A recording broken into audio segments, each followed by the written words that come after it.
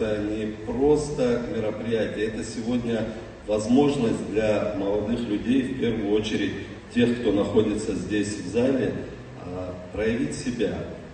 Это про возможности, это про то, что мечта может стать былью.